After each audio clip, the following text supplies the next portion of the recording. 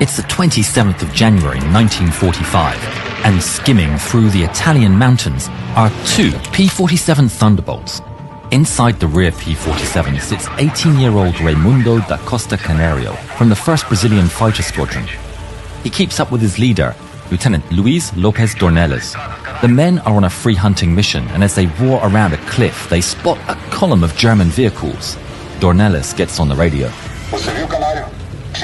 The German column is made up of several vehicles, but Dornelles is right. In the midst of the column is the unmistakable hulking form of two Tiger tanks. Canario is the first to pull around his P-47 and then line up the column in his sights. But the thrill of battle fills the young pilot, and picking up speed, he sets his crosshairs on the enemy formation. The column rushes for cover as the Germans turn all their defensive firepower towards the Brazilians. The roar of the 18-cylinder P-47 engines fills the air, and the Germans lift their machine guns to meet the threat head-on. Bullets fly towards the P-47. The Thunderbolt is hit with German lead, and the bullets make a noise like gravel on a windshield. Canario is showing nerve beyond his years and calmly pushes a button on top of the stick. And a barrage of rockets launches off at the armored targets below. Canario then squeezes the trigger. In response, 850 cals ring out. At maximum speed now, he strafes along the entire length of the column. Trucks are hit, bursting into fire. As he starts to level off, he's now low and over the target.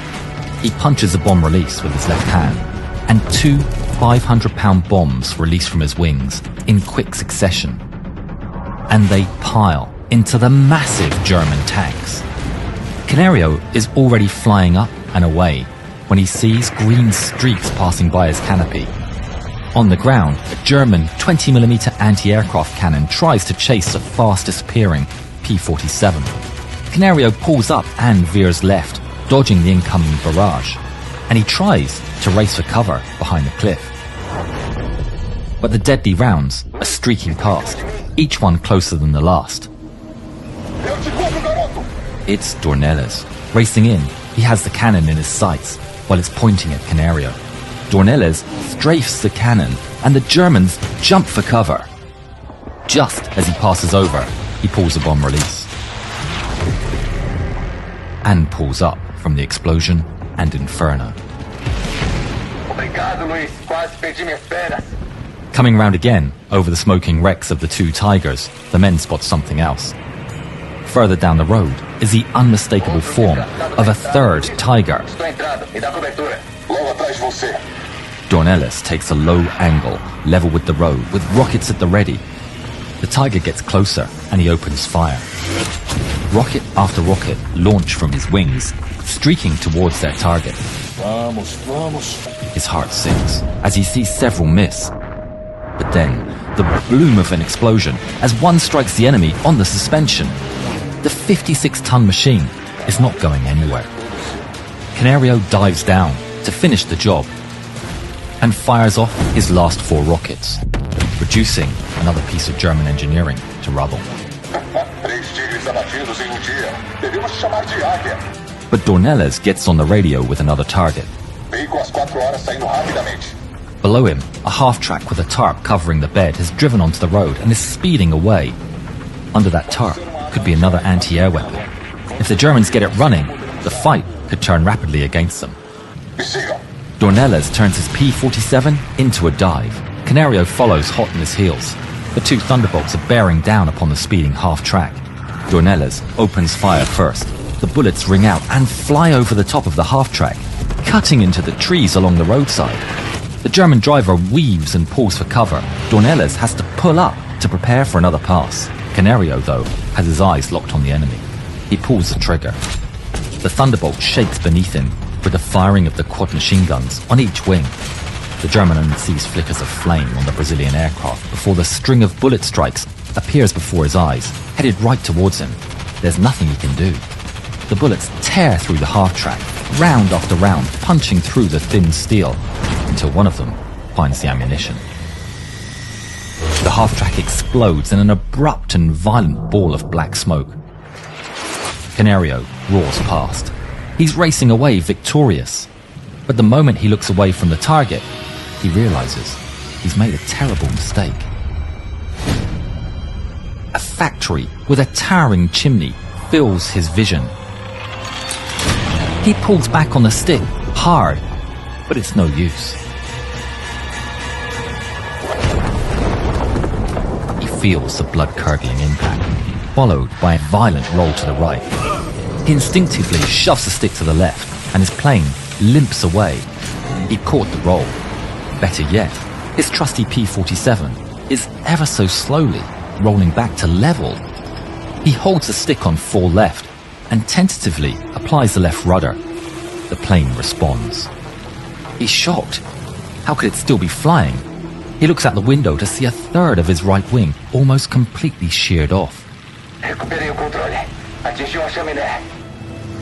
Dornelas flies up alongside him, his eyes wide at the sheer scale of the damage. Canario examines his instruments. The fuel's not leaking, the engine looks healthy, and everything appears to work. But Dornelas can't hear him. Something's gone wrong.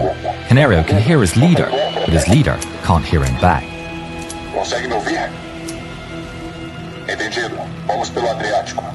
The planes head home together. All the while, Canario is focused on keeping control.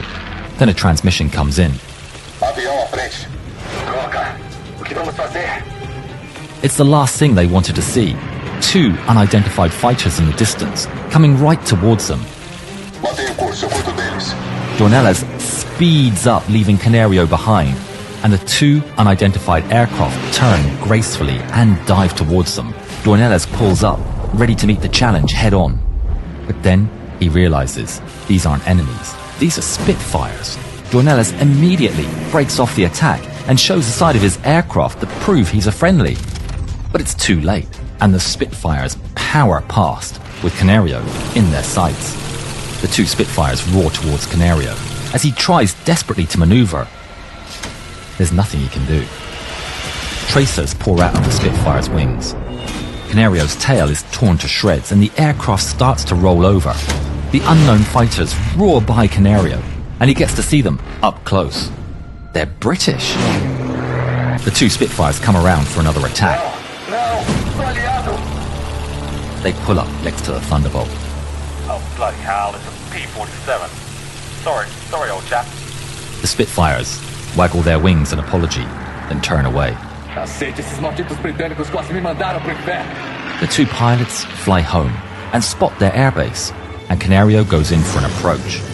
He drops the landing gear, and with great skill and precise control, side-slips the aircraft towards the runway. But then, a message comes through. It's the control tower. Abort! Canario almost instinctively pulls up. Canario was told by the tower that the runway was needed for an emergency landing, and the Thunderbolt had to enter a holding pattern.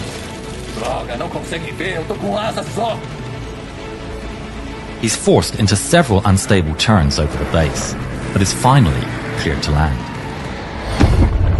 He hits the ground hard with heavy force, but the landing gear holds strong.